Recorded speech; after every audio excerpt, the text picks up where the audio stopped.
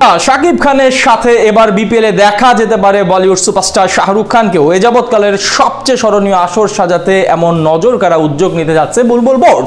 IPL এর আমেজ ধরতে আসতে চলেছে আরো একাধিক চমক, যেখানে বাড়তে পারে আরো দুইটা দল, বাড়তে পারে ভেন্যুর সংখ্যাও।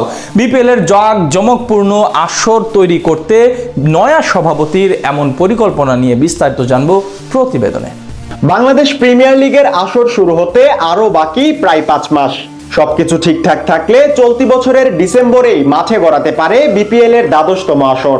এরই মধ্যে দেশের ক্রিকেটে আলোচনার হট টপিকে পরিণত হয়েছে বিপিএল। কেননা আইপিএল এর আমেজে বিপিএল কে মাঠে নামাতে ইতিমধ্যেই একাধিক নজরকাড়া উদ্যোগ নিয়েছে নতুন বিসিবি প্রধান আমিনুল ইসলাম বুলবুল। গেলবার প্রথমবারের মতো বিপিএল এ দল নিয়ে সাড়া ফেলে দিয়েছিলেন ঢাকাই সিনেমার সবচেয়ে বড় স্টার শাকিব খান। শোনা যাচ্ছে শাকিব খানের সাথে এবার বিপিএল এ আসতে পারেন বলিউড সুপারস্টার শাহরুখ খানও। বিপিএল দল নিতে ইতিমধ্যেই আমন্ত্রণ জানানো হয়েছে তার নাইট রাইডার্স ফ্র্যাঞ্চাইজিকে। এদিকে বিপিএল কে বিশ্বব্যাপী ছড়িয়ে দিতে বিদেশি ফ্র্যাঞ্চাইজি আনার কথা বলেছিলেন নতুন বিসিবি বস। বিষয়টি চূড়ান্ত অনুমোদন পেলে তা এবার সত্যি সত্যি শাহরুখের নাইট রাইডার্স ফ্র্যাঞ্চাইজিকে দেখা যেতে পারে বিপিএল এ।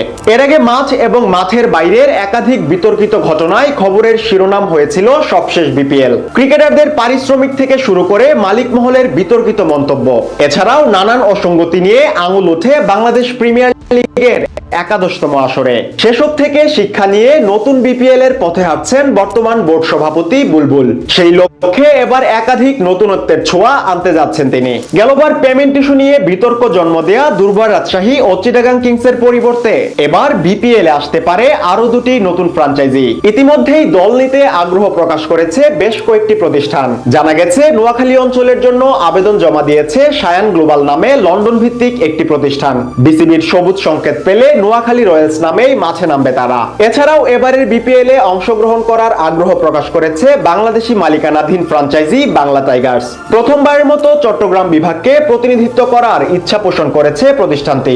এর বাইরে কুমিল্লাকেও প্রতিনিধিত্ব করার জন্য আগ্রহ প্রকাশ করেছে আরো একটি প্রতিষ্ঠান। এদিকে এবার ভেন্যু নিয়েও আসতে যাচ্ছে বড়সড় চমক। গেলবার ঢাকা, সিলেট ও চট্টগ্রাম এই তিনটি ভেন্যুতেই আয়োজন হয়েছিল বিপিএল এর। তবে আসন্ন আসরে বাড়তে পারে ভেন্যুর সংখ্যা, যেখানে আলোচনায় আছে বরিশাল, রাজশাহী, খুলনা এবং বগুড়ার নাম। এর মধ্য থেকে এবারের আসরে যুক্ত হতে পারে আরো একটি নতুন ভেন্যু। পাশাপাশি ফ্র্যাঞ্চাইজি গুলোকে এবার আর 1 কিংবা 2 বছরের জন্য নয়, বরং 5 বছরের জন্য দলের মালিকানা দেওয়ার সিদ্ধান্ত নেওয়া হয়েছে বিসিবির তরফ থেকে।